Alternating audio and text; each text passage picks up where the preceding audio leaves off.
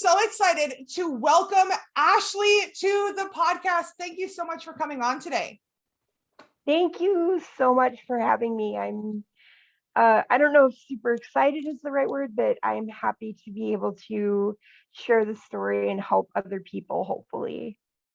I'm so it's not lost on me how difficult it is to come forward and to share. So I just want you to know that you are so incredible and you definitely are going to impact people simply by showing up and sharing, because so many people don't even know that they're allowed to. So Right. before we dive into your story, why don't we start with a little bit just about you and we'll go from there. So I have one kiddo. He is a teenager now, and oh my God, a total teenager. The change from 10 to teenager is wow.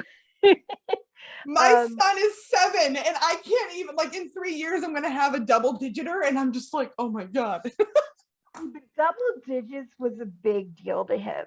That was a huge thing to him.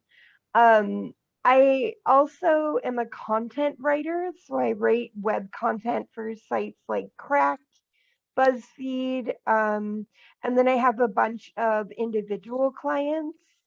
And I also even get to write for like blogs that talk about domestic violence. And I think one of the things that made me more attracted to talking to you is that you really emphasize not asking victims why they didn't leave. And I wrote a whole article on that. People say, why didn't you leave? And my article was when you ask that, it's a simple question, but the things I pointed out were I lost family, I lost friends, I lost my entire support system. And then I pointed out things that people don't think about, who do I put down as an emergency contact now? My family doesn't talk to me. I don't have a significant other. There's so much that goes into quote unquote just leaving. And the other thing is yeah, you can walk out the door, you can leave, but it doesn't, that's the other misconception, is that people think when you walk out that door you don't care anymore, and that's not the truth. It hurts so much. It's like a breakup compounded, because you have to fight those urges to think, the first time that I went to a clinic and they were well, where's your husband? He wasn't my husband, but everybody assumed he was. Where's your husband? And you have to answer that question. And the best thing I can come up with is, we're just not together anymore. And that doesn't feel sufficient. But what else are you supposed to say, So leaving is easy in other people's eyes because they're not going through it. But when you leave, you have to start over. You have to find housing. You have to, maybe you already have a job, but I had to find a job. I left everything. And when I say everything, I packed a very small bag and I took my son's bike and left. And so, the detective that I called warned me. She was like, you can take what's yours, including what's yours in the banking account, but you should know that abusers use that as a way to sue you and keep in contact. It's another way for them to continue that contact. So I left everything because it just wasn't, I didn't want to deal with that. I had to start over.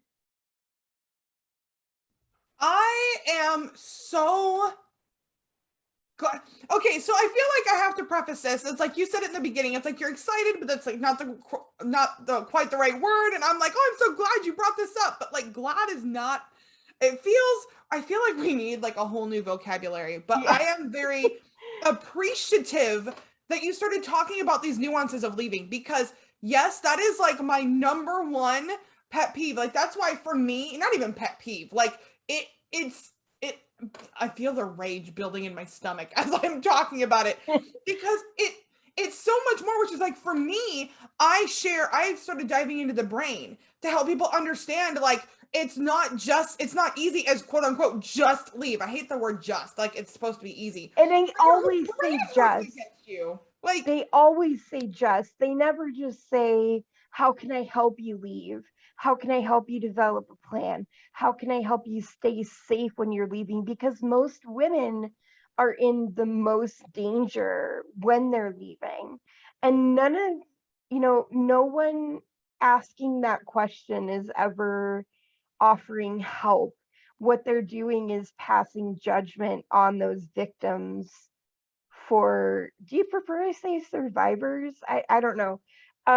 it's totally up to you, whatever you feel comfortable using.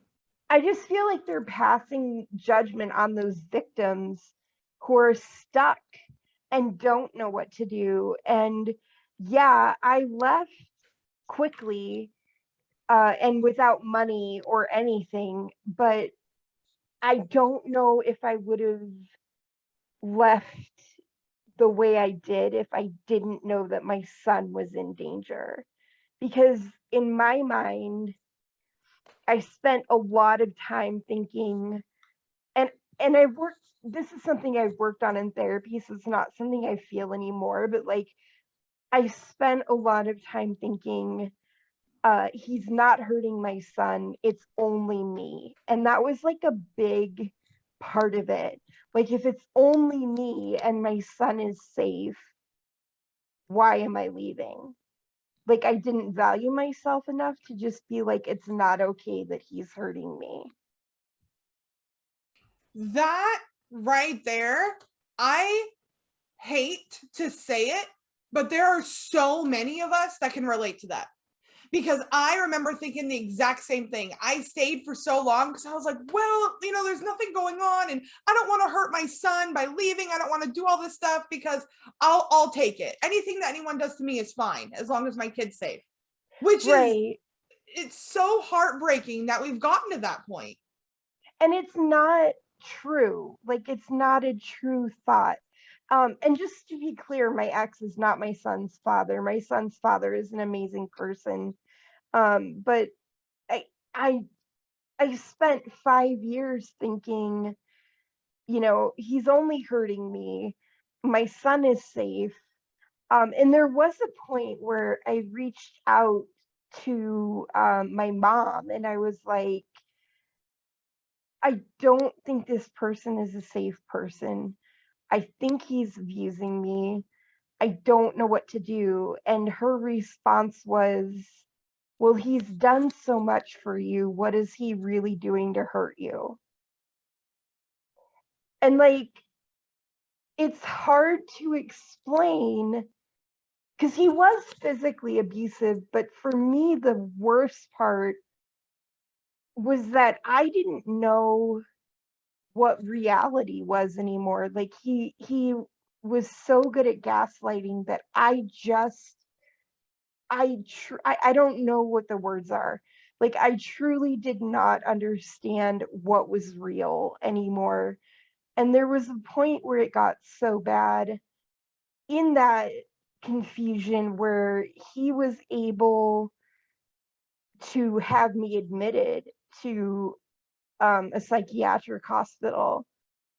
And it just, like, I clearly did not know I don't know if I knew right from wrong, but like, I could go into a conversation saying the sky was blue and he could convince me that it was orange. Like, I did not understand what reality was anymore. And one thing I want to make clear before we start talking about like why he was arrested and why he's in prison is that in order to get out of the mental health hospital, I had to agree to give him the code for my gun safe so that I wouldn't hurt myself.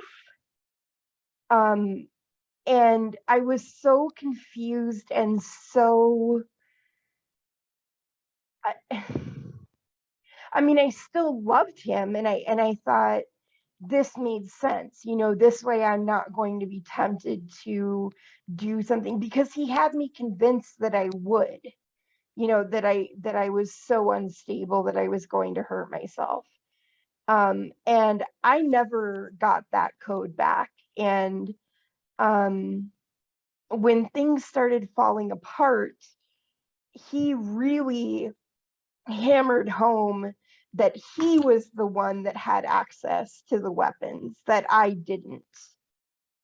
And so I don't think I would make that choice again. I think that was a mistake, but I'm in a much like I'm not in a place where people are manipulating me now. Where and where people in power, like the people at the mental health hospital, are looking at this person as the stable person in my life, you know?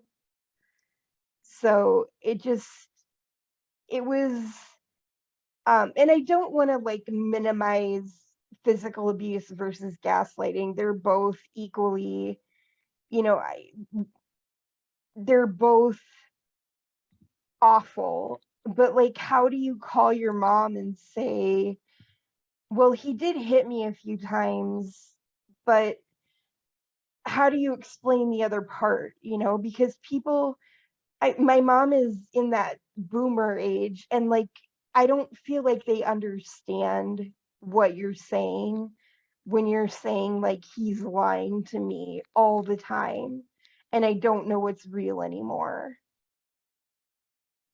That right there is so true. Like everything you say, I feel like every sentence we could just have a whole separate hour-long episode on because and this is not to be disrespectful to the older generations, but there was not the education and there was this belief that like heck female hysteria was a medical diagnosis. like Right, like right. that whole thing, there's so many issues with that. But even like my own family and my own, close people, they didn't understand the extent of what was going on until they started listening to my podcast because they started Mm, understanding the studies behind it. And mm. it's so heartbreaking because one, I cannot even imagine looking at my child and telling them that abuse is okay because they're having stuff done for them. But it hurts me also for those generations because this stuff was considered normal. Right. Like, And they went through it too, but they didn't think it was wrong. mhm. And so, I mean, there was a point where I reached out to my mom and I thought, I need to leave. Something isn't right. And basically, she told me, you're, well, the first thing she asked was, are you getting your period? Um, and then I can see the frustration on your face. And then the second thing she said was, he's done so much for you, and you owe him.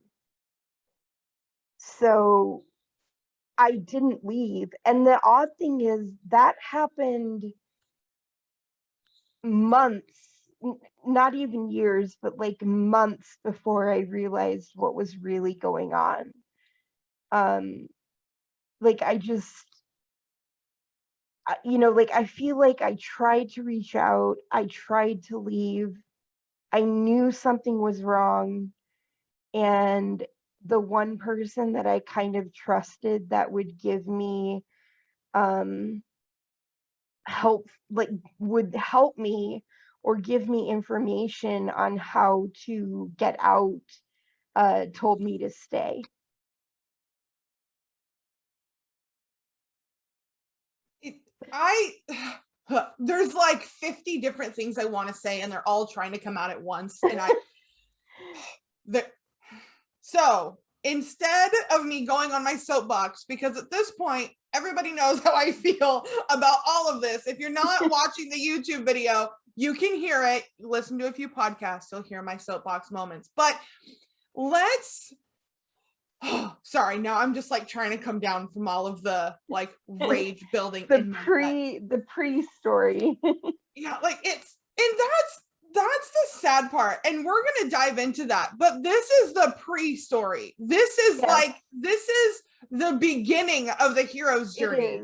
It is before Tony Stark becomes Iron Man. Like that's the crazy that's part. such a good way to put it. It was before. It's like the villain origin story. Like this is how it started, but it's not the story. It's not the I don't know. Where do you want to start as far as like what actually caused me to leave? Why don't we start there? So I know that there was because it does on average, it takes a person 7 to 11 times to leave. And the only time that it's outside of that average is when there's something really extreme that happens, which is what happened. I mean, extreme is not even the right word. I need better vocabulary. I don't think the English language there isn't a vocabulary for this kind of situation. Like you're kind of stuck with what we have. There is no good way to word any of this. So let's start there. Let's start with dropping the bomb as to what happened and why you ended up leaving. So there were two different I don't know if you call them red flags. I'm going to call them red flags. There was a case in Minnesota. I don't know if you're familiar with it, but it was the Jacob Wetterling case. It was a big deal to me because I lived in Minnesota and he wasn't that much younger, or excuse me, he wasn't that much older than me. And he just vanished, and they searched for him for years and years and years and years. And they didn't find him until like 22 later, and obviously he wasn't alive, which was heartbreaking. And his mom went on to form something called the National Center for Missing and Exploited Children. She does amazing things. She does amazing things. And she formed that with Adam Walsh, who also had a high profile missing son case. And they're the ones that really worked on like Amber Alerts and things like that. They worked really hard to put better systems in place for finding children more quickly. But a story came on about Jacob Wetterling, and they arrested the guy that actually did kill him 20 years later. But they didn't arrest him for the murder right away. What they arrested him for was having thousands of images of child sexual abuse material. And just for the record, I don't like it when people call it child porn, because it's not. This isn't pornography. Like, this is images of children being sexually abused. And I think as a society, we need to acknowledge that. Like, calling it child porn really cheapens it, because porn is a consensual thing. And these are kids, so they're not consenting.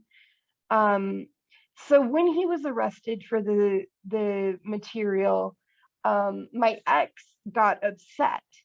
And I thought it was a really weird reaction. And looking back now, I get it, but I didn't get it at the time.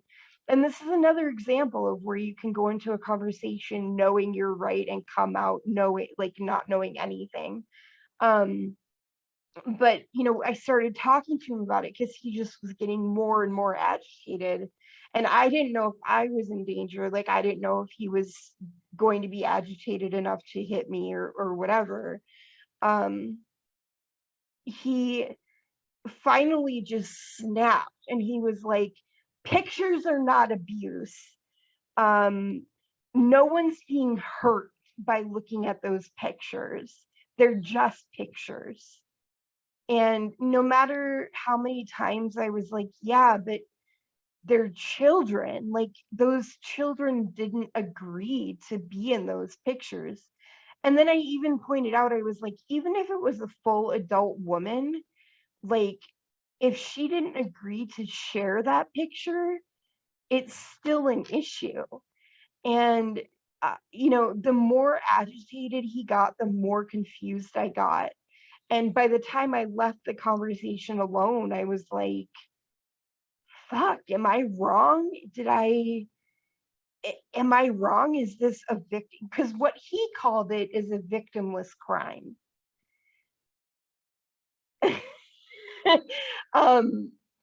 So that was my first, when you get that like gut feeling where you're like, there's more to this. But that was in I believe September of 2015.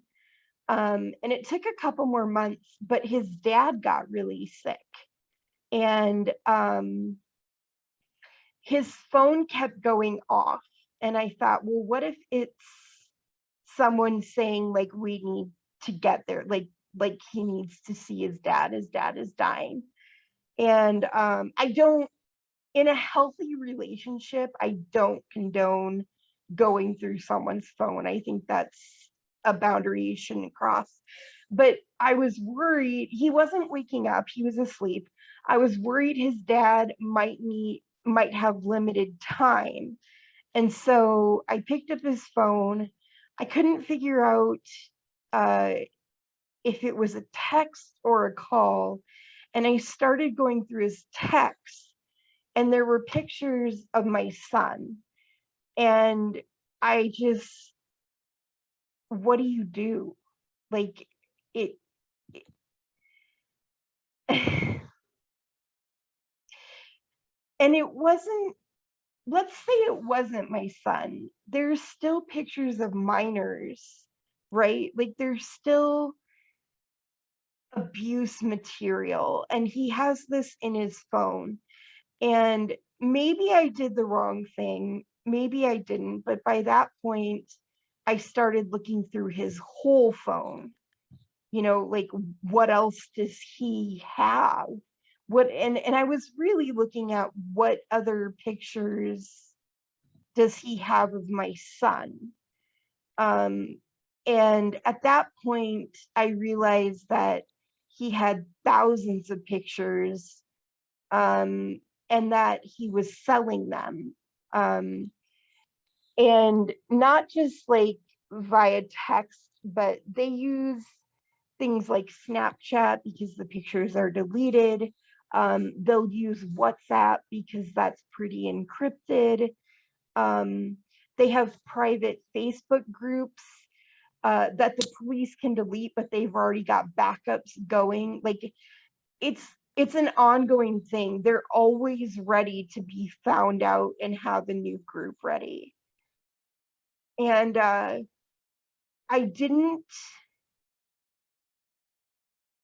I'm not sure if I made the best, like the safest choice. And this isn't what I would tell other women to do, uh, or other people to do, because it could happen to men too. I I turned, like, I was in bed with him and I turned around and punched him, which is unlike me. And I don't think you should hit people, but like, that's my kid, right? And he turned around and he was like, what the fuck? And I saw in his eyes where like something had changed, and I was like, this man is going to kill me. Like, it's a change in their demeanor, in their eyes, in the way they hold themselves.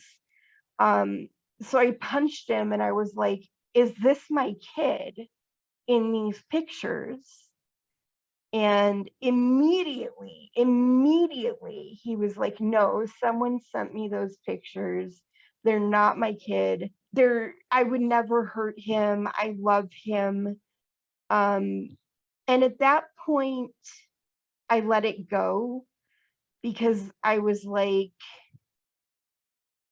I kept thinking, Ashley, if you keep pushing this, you're going to end up a statistic, and that's not going to help anyone. So when he said they weren't my son, I'm not saying I said it was okay. What I'm saying is, when he said they weren't my son, I left the room and sat in the bathroom for about half an hour and legitimately thought, if I kill him, is anyone going to care? Like, people may notice because he wouldn't show up at work, but like, is anyone going to care? And it took me a good half an hour to realize that likely, even if no one cared that he was dead, it's still a crime, and my son would have to visit me in prison.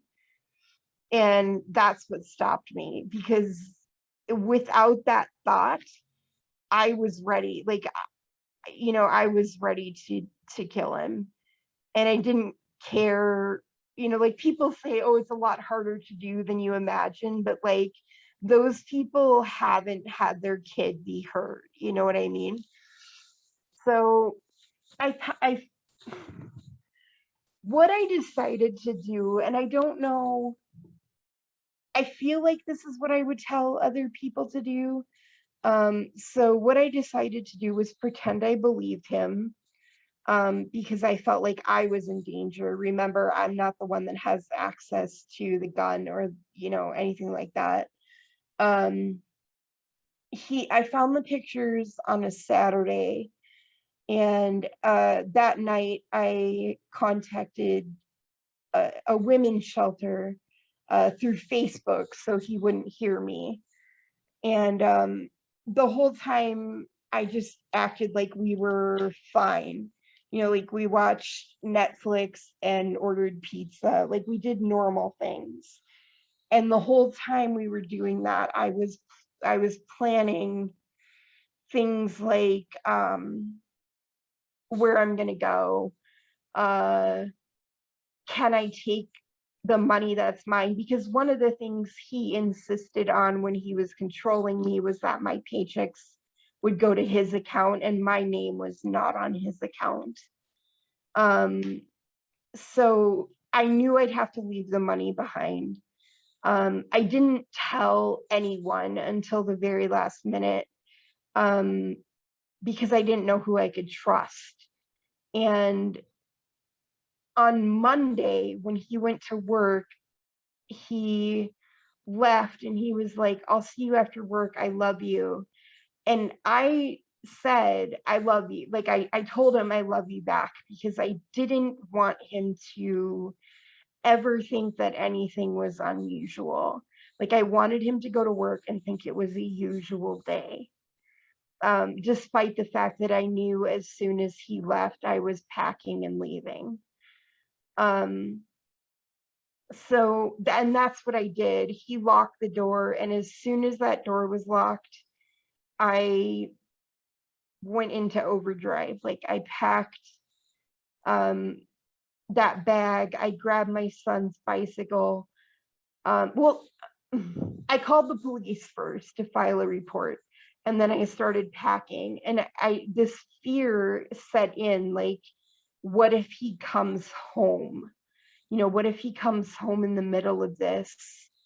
But once the detectives got there, it was an entirely different story. I felt like I don't have a lot of trust in police officers, because I've reported his abuse before, and their attitude has very much been like, you're an adult and you're choosing to be there. So I didn't know if they were going to help me or not. And so a police officer showed up at first. He took my statement and then he called the detectives. And as soon as the detectives got there, they stood like in front of any doorway that he would have been able to get back in. Because I think there were 3 or 4 of them that were entrances to the house. And then another detective stood in front of his computer room. And she stood there until they got a warrant for everything. And then, I mean, some of it is a blur, I mean, they asked a lot of questions. It was scary. Like, I don't want to minimize how scary it was. I don't want other people in a similar situation to think that it's not scary, because it was terrifying. So, I mean, I filed the report, and as soon as they were done taking the information, that's another thing I want people to be aware of. There's a chance, and I don't know how many people are going through this. I'm just trying to share like what to be ready for. There is a chance that they will want to take your electronics as well. Like, it's possible that they would want your phone or your computer, or so it's something you should be ready for. They didn't take mine because we had I had like Verizon and he had AT&T, so it wasn't, you know what I mean? But like um there was a very real discussion, to the point where the detective had to call her supervisor to be like, do I need her electronics too? So that's something people should be ready for. And like I said, when it took me 2 days to leave because that was my kid. And that makes, I think, all the difference once you know that your kid is in danger, especially this kind of danger where like he's being exploited. Other men are buying pictures of him. He's being sexually abused. Like, there was just no way that I could justify staying. Does that make sense? Like, I just, um, I'm not sure how much longer I would have stayed had I not known, but, um, having your kid be hurt it's the final straw, and it's the final straw very quickly, because you just want to get your kid to safety as quickly as possible. So one thing I do want people to know is, we watch a lot of crime shows, right? And in those shows, those people get arrested immediately. And they're always like, oh, we have proof. In real life, it takes a long time. It He got arrested. I reported him in March. He got arrested in May, and he didn't get sentenced until October. So it was a very long process. And all I can say to other women or men going through this is, be patient, stay in contact, especially stay in contact with the state's attorney, because the last thing you want is for your child to be another number to them, because they deal with this stuff all the time. But the more that you talk with them, the more that you're doing with them, the less likely they are to forget that your child is a person. And that was really important to me. Like I even went to his sentencing because I didn't want the judge to forget that at the time he was only 7, and the pictures that they found dated back to when he was 3 years old. And I wanted the judge to see that, like, this isn't a kid that doesn't have people who care about him. There's a whole family that cares and wants this person to be to get the maximum sentence possible. And he did. He was sentenced to 35 years in October of 2016. There is a chance that he would be paroled, but I'm going to be quite honest. The judge was pretty clear that he shouldn't expect that. Like, I think his words were, "You're up for parole at XYZ, but don't plan on it." Like, they didn't like him, and the state's attorney even said, at the end of the case, they have to add on court fees to what he's sentenced to. And the state's attorney was like, quite honestly, I'm hoping you won't be alive to pay those fees. And like, part of me was like, can you even say that? Is that a thing you can say? But I say all of this because I want people to know that it's hard. Like, it's incredibly hard to leave, especially if you leave suddenly and you have nothing. But it's not impossible, and it's not impossible to recover from. It just, as unfair as it is, the work to recover from it is on you, even though you're not the one that committed the crime. And I've cried about that a lot because it feels like it's super unfair to have to be the one to to deal with that, to deal with the fallout. Like, I know he's in prison, but like, is he the one that has to go to therapy and like relive that trauma? No, you know what I mean? And he probably doesn't care. Like, for a long time, I spent time thinking, what if I went to talk to him and told him how much he hurt me, which was an offer. But my therapist was like, let's say you do that. Like, let's say you go and you tell him every single thing that you've ever wanted to say to him. And he looks at you and says, I don't care. Like, what does that give you? It hurt, other than hurt.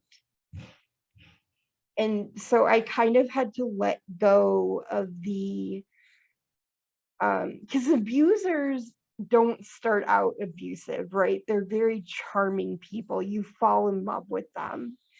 And I had to learn, I think, to let go of the person I thought he was, to be able to accept what he did and who he actually is. And I can tell other women that it takes years to get to that point. Like, you're not going to go to 2 therapy sessions and be like, oh, I don't hate him anymore, it's gone. It took me probably 3 years before I woke up one morning and didn't feel that like burning hate. And it's not that I like him or that I forgive him, but the hate was hurting me. Like, he doesn't know I hate him. What purpose is that serving? So it just, I want people to know, first of all, listening to this, if this is what's going on for you, or you suspect that that's what's going on, or if you suspect it's what's going on for another family, you can go to cybertipline.org. They allow you to make anonymous reports of suspected child exploitation, especially if you believe that exploitation is happening online. Um, and as much, the goal is to provide as much information as possible, which could include things like the area you're calling about, the if you know the precinct, they appreciate that. But if you don't, they're still going to take the report. And that is part of the National Center for Child and Missing Children, and or whatever, National Missing and Exploited Children. They have their own tip line. It's part of that website. And those reports get handled quickly, because there's a potential child in danger. So, I've talked to the people that are like, I think something's going on, but I'm afraid to get involved. And it is a hard thing to get involved in, because you don't know if someone's going to become aggressive or threatening or try to kill you. Because these people involved in these things do almost anything they can to protect their secret, to protect what they're doing. So cybertipline.org is a great way to get that information to the right people. They never ask your name. They never, it's just an anonymous way to get someone help. And if there's a case where several people expect it, everyone should file a report. Because the more people that are filing the report about the same person, the faster, they're going to make sure that child is okay. And you can report a child up to age 18. So it goes a lot. It's not just young children. Another thing that I think people should know about is, if this is something you're dealing with, there's a support group called Team Hope, and it's also run by NCMEC, and it's only for parents of missing and exploited children. The only thing I would say about Team Hope is that you are going to be in a support group with parents that still don't know where their children are. And that could be tough. Like, it was tough for me the first few times, because for me, it felt like a world-ending thing that my son went through this, but I also knew where he was. So I think Team Hope is a great option. I think it's a good support group.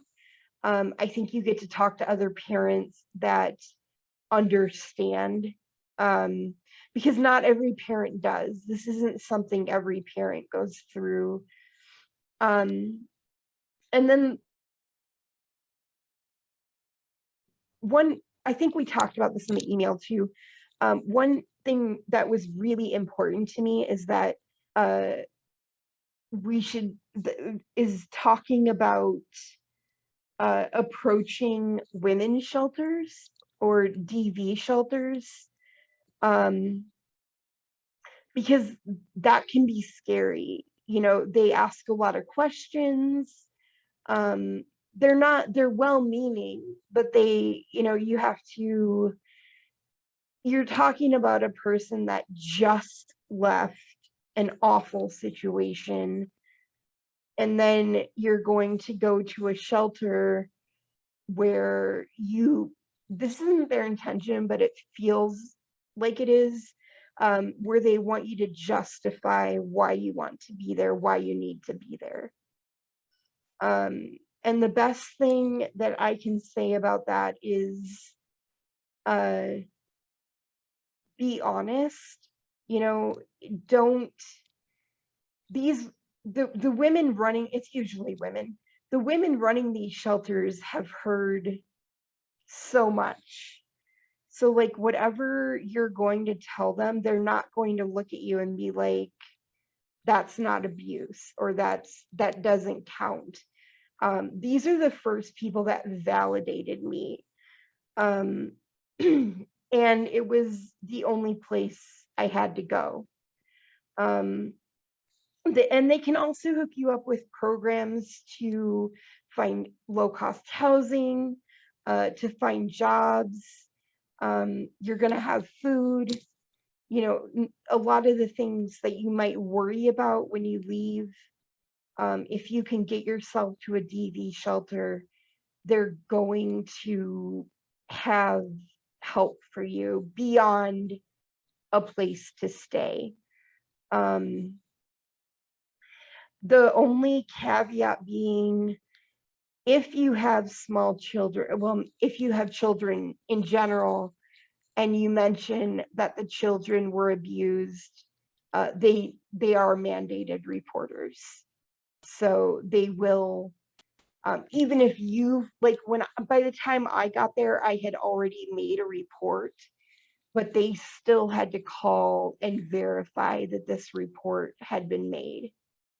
And I don't think that's a bad thing. They want to protect the kids, but I think it's important to acknowledge that telling someone just go to a shelter is in and of itself, in and of itself a scary thing. And a lot of shelters have time limits, but they're set up to help you be successful by the time you leave. So I am a big advocate for anyone deciding to leave an abusive situation to go to a DV shelter versus a friend's house, or what. I mean, ultimately you should go where you feel safe, but I don't think people should overlook those shelters, because I don't think that they are what people think they are.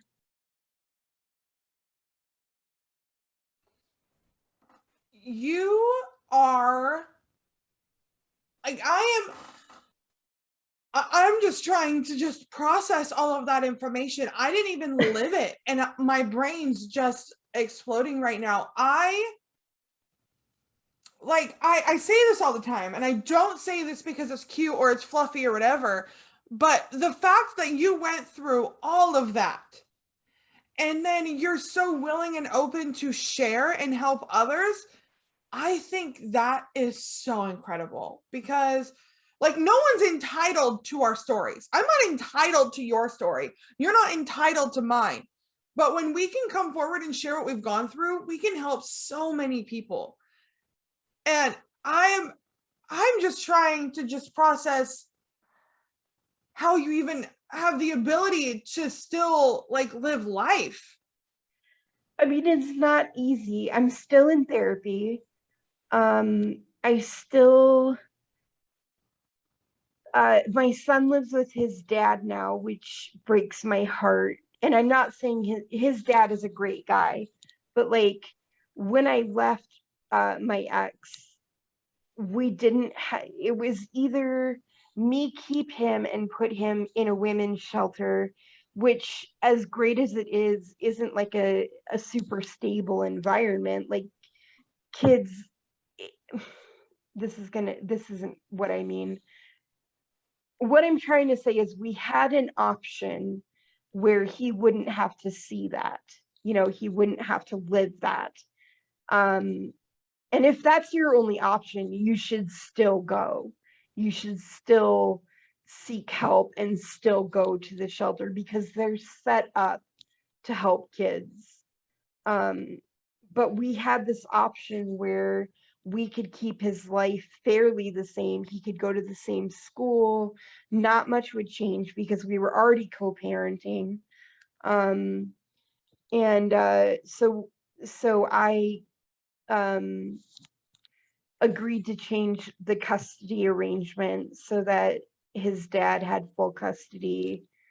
And as much as that breaks my heart, I don't regret it. I think he is thriving and doing well and happy. And that's, you should put your kid first. And that's what we did. It was better for him to be with his dad. And I miss him like crazy, but I don't ever think, oh, maybe he should move back with me. It's another fallout from what my ex did, but it's not one that I sit and think I made the wrong decision. I know I made the right decision on that one. But I don't. Wait, what did you say? I lost track. No, you're totally fine. I am just in awe of how you just the resilience of humans blows my mind every day. But I mean, just I'm like, I'm trying to hold it together. Like having a 7-year-old myself, like I don't even know. A lot of people, it's my biggest, it pisses me off when people go, well, if it was me. No, it wouldn't. If it were you, you would have done the same thing because you were that person. So just whatever. But I can't even imagine, I can't even put myself in that, like to try to even imagine what I would do. And it's, oh, I've said this to people before, but like, I think the truth is you don't know what you would do until you're there, because it's easy to say, if someone hurt my kid, I would kill them. But you don't know until you're there. Like, I didn't know until I was in that moment how fearful I would be. Like, those 2 days where it was the weekend and he wasn't at work yet, I didn't sleep because I was like, is he going to kill me in my sleep? And thankfully, my son was with his dad that weekend, so I didn't have to worry about my son being safe. Had I had to worry about that, I would have left immediately. But I guess what I'm saying is it's easy to say what you would do, but when you're in that situation, it's an entirely different ball game. There are emotions that you don't even know you're capable of, that you're like, where did that come from? And I don't want to shame anyone who did things differently or would do it different things than I did. I think I made the best choices for my situation. And I think the important takeaways from my story are things like the tip line and the National Center for Missing and Exploited Children. And just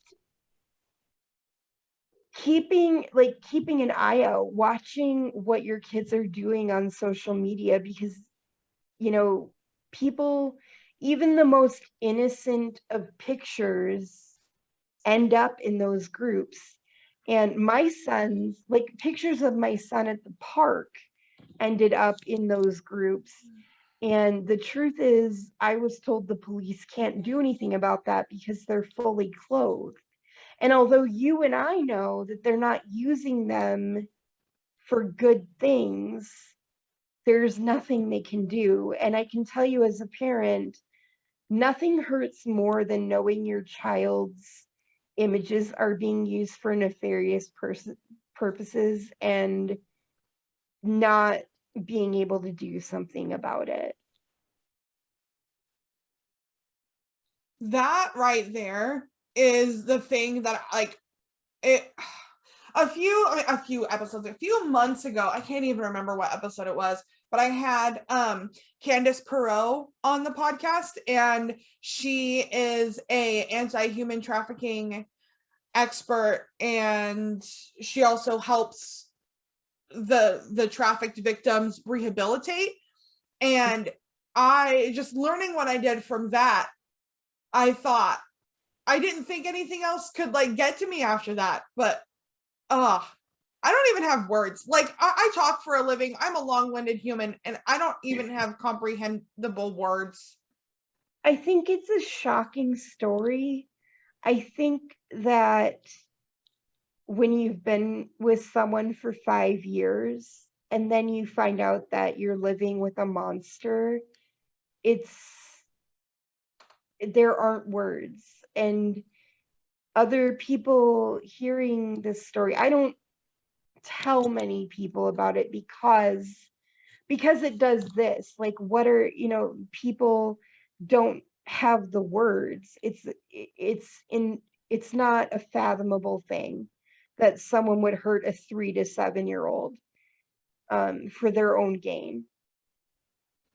But that's also why this is so important, because this stuff is not nearly as rare as we want it to be, It's or not. as people want us to think it is. Right. Like every time, like whenever if I see shoes thrown on the side of the road, I can't. I mean, it could have been a toddler chucking their shoes out the window because kids do that, but it could also be something else. It And could be. I try to process this, and it's the understanding that these things aren't just true crime shows. Like in Right. reality, someone is living it, and the reality is that there's probably someone listening that's going through something similar. And I hate saying that, and I hate knowing that, but it's true. And the I mean, fact that you're so willing to share it is going to impact more than you know. I think part of it is just time and space. Like, if you had asked me to talk about this the day I left, it wouldn't have been possible. But it's, 2016 is a while ago now.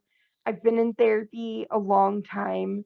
And in fact, I'm in the same town, and the prisoners, including my ex, will come to like the hospital and clinic for treatment. And I just saw my ex at the clinic like 2 weeks ago, and immediately kind of had like a panic attack meltdown.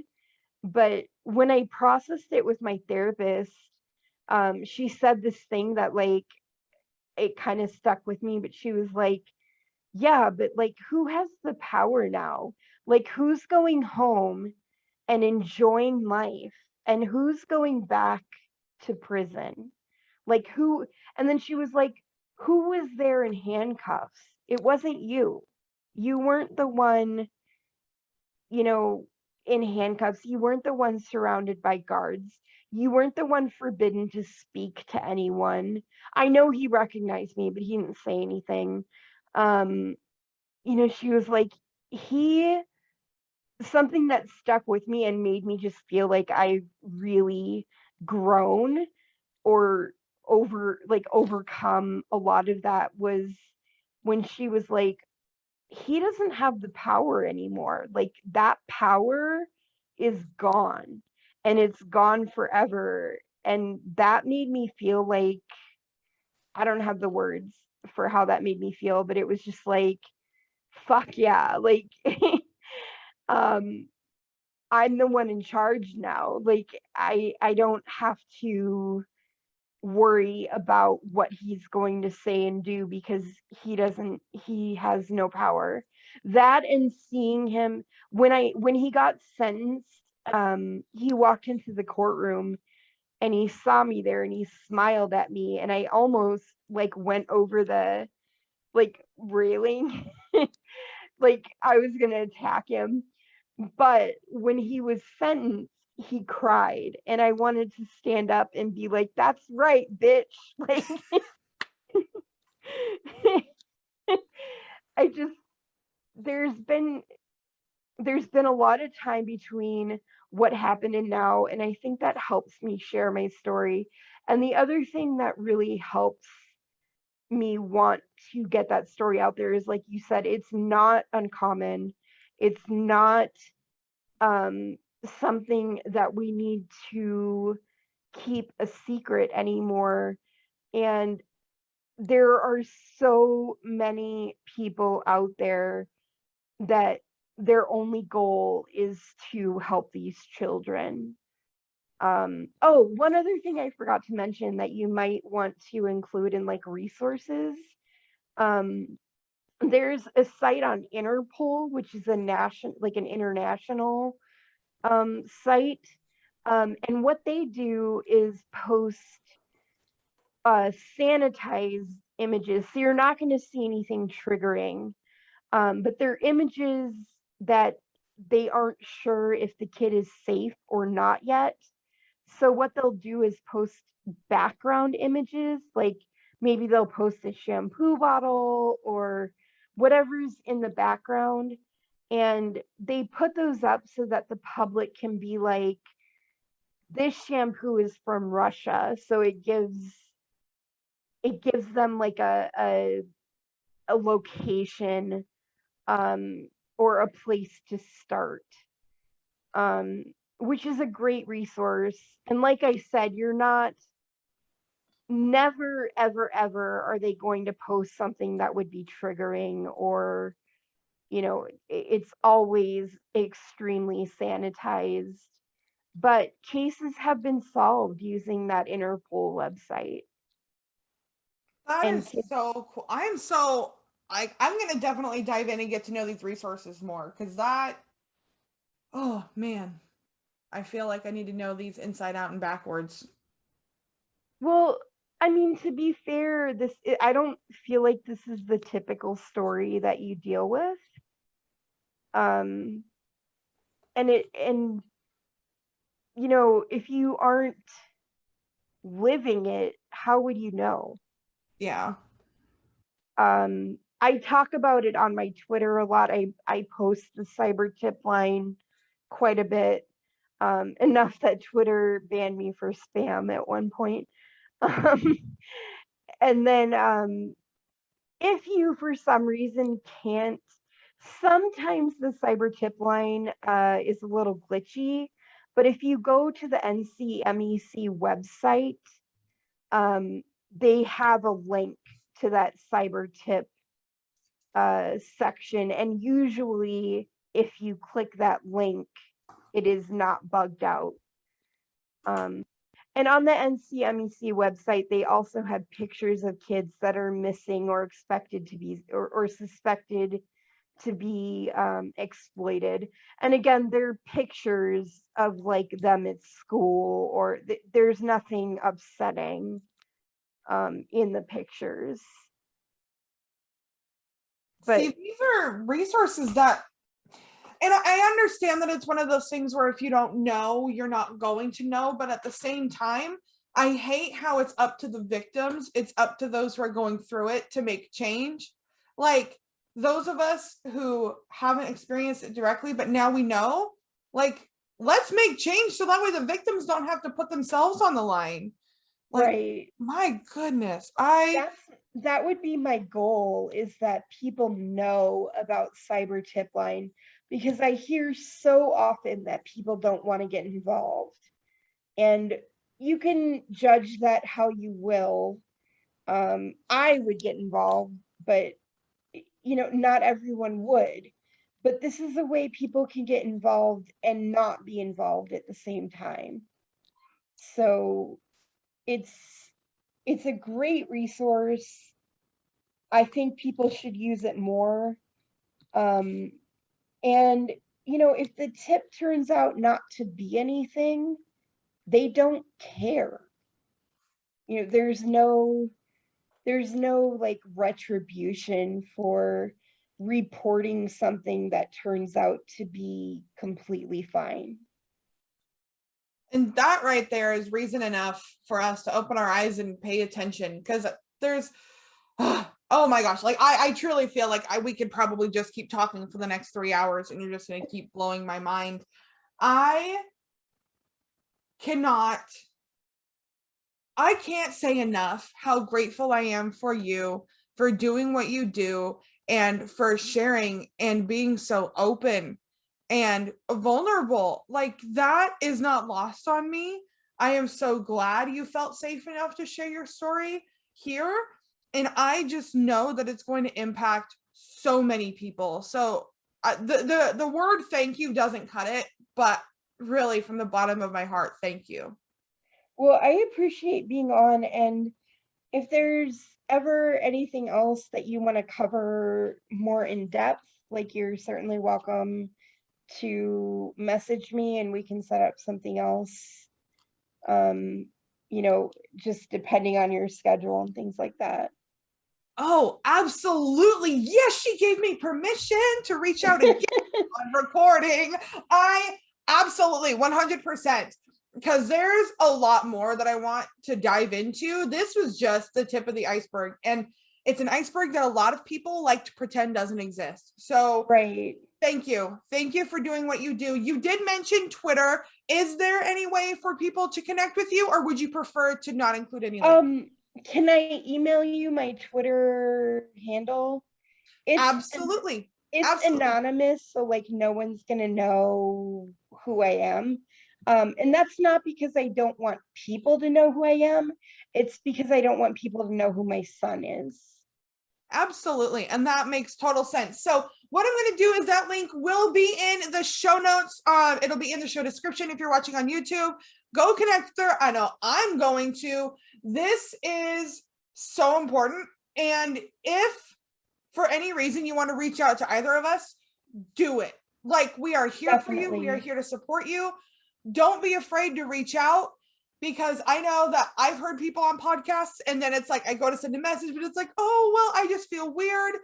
There's no celebrity status here. There's just connection. And that's what I want to create in the podcast. That's what Ashley wants to create for these kids and for the families of these kids. So reach out. We're here for you. Ashley, thank you. Thank you. Thank you for coming on today. Well, thank you for having me on. You have a good day. You too. Thank you.